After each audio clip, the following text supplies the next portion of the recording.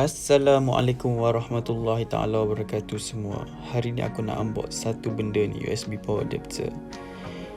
Kepada siapa yang tak kenal aku Syakir Zainuddin. Alright, jom kita start.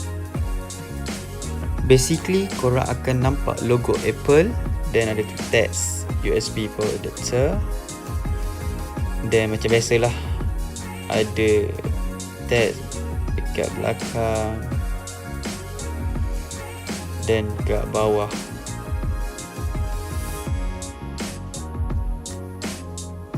Alright, jom kita buka kotak dia. Okay, kalau korang dah buka, kita akan nampak manual book dia and then USB power adapter. Okay, inilah dia punya manual book. Kalau korang rajin nak baca, dijemput untuk baca sebab banyak sangat instruction dalam tu. Right, kita simpan dulu.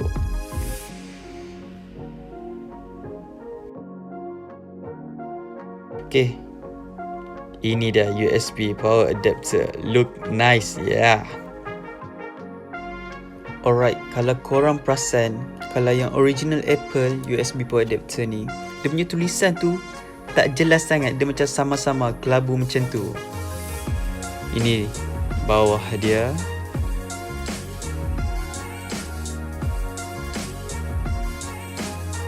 Okey, kita simpan dulu sebab kita nak unbox satu lagi benda, iaitu lightning to USB.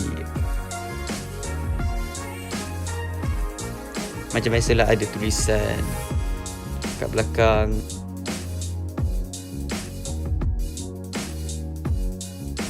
Kat bawah ni dia tulisan. Okay, right, jom kita buka. Payahlah kalau tangan terlalu kuat ni, so benda tu mudah putus. Sorry, I'm just kidding. Okay, first thing first, mestilah ada usbcable dan manual book. Right, ni dia punya manual book.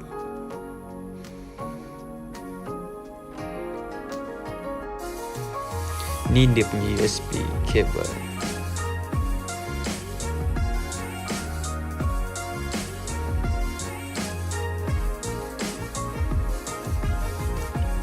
Right, kalau korang nampak benda tu agak licin, kalau korang boleh rasa guna tangan, kita simpan balik.